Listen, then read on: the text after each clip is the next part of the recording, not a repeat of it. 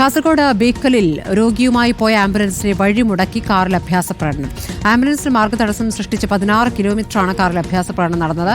അമിത വേഗത്തിൽ പോയ കാർ മറ്റൊരു കാറിലും ബൈക്കിലും ഇടിച്ച് അപകടമുണ്ടായി. രോഗിയുടെ ബന്ധുക്കളുടെ പരാതിയിൽ കാറിലുണ്ടായിരുന്ന സംഘത്തിനെതിരെ മോട്ടോർ വാഹന വകുപ്പ് കേസെടുത്തു. അർച്ചന രവീന്ദ്രൻ വിവരങ്ങളുമായി. അർച്ചന, ഇതെപ്പോഴാണ് ഈ സംഭവം? സാധാരണഗതിയിൽ ആംബുലൻസ് വരുമ്പോൾ മറ്റു വാഹനങ്ങൾ വഴിമാറി കൊടുക്കുകയാണ് പതിവ്. പക്ഷേ അതിന് വിരുദ്ധമായിട്ടുള്ള സംഭവം നടന്നിരിക്കുന്നു. പക്ഷേ അത്ര ദൂരത്തോളം എങ്ങനെയാണ് ആ വാഹനത്തിന് പോകാൻ പറ്റിയത്? അവിടെ തടയാൻ ആരും ഉണ്ടായിരുന്നില്ലേ?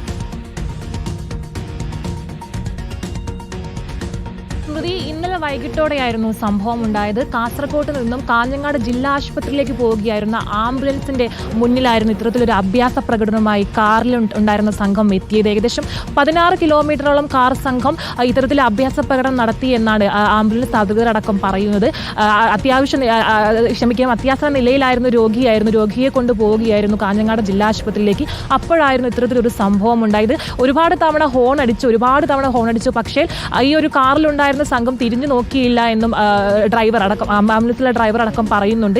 എന്തായാലും ഇപ്പോൾ ഈ രോഗിയുടെ ബന്ധുക്കൾ എം വി ഡിക്ക് പരാതി നൽകിയിട്ടുണ്ട്. പരാതിയുടെ അടിസ്ഥാനത്തിൽ കേസും നടക്കുന്നുണ്ട്.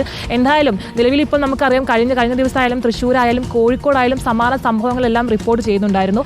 ആംബുലൻസിന് മുന്നിലായി ഒരുപാട് അഭ്യാസ പ്രകടനമായി കാറായാലും അത്തരത്തിൽ ബൈക്കുകളായാലും ഉണ്ടായിരുന്ന ഒരുപാട് സംഭവങ്ങൾ സോഷ്യൽ മീഡിയയിലടക്കം അല്ലെങ്കിൽ നമ്മൾ വാർത്തകളിലൂടെ ഒരുപാട് കാണുന്ന സംഭവങ്ങളായിരുന്നു. അതിന്റെ പശ്ചാത്തലത്തിൽ ഇപ്പോഴാണ് ബേക്കലിലാണ് ഇത്തരത്തിലൊരു സംഭവം ഉണ്ടായിരിക്കുന്നത്. ഏകദേശം 16 കിലോമീറ്ററോളം ഇത്തരത്തിൽ അഭ്യാസ പ്രകടനം നടത്തി എന്നാണ് ഇപ്പോൾ ആംബുലൻസ് ഡ്രൈവർ അടക്കം ഇപ്പോൾ പറയുന്നതും.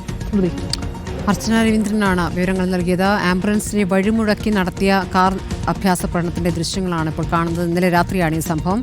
കാറിലുണ്ടായിരുന്ന സംഘത്തിനെതിരെ മോട്ടോർ വാഹന വകുപ്പ് ഇപ്പോൾ കേസെടുത്തിരിക്കുന്നു.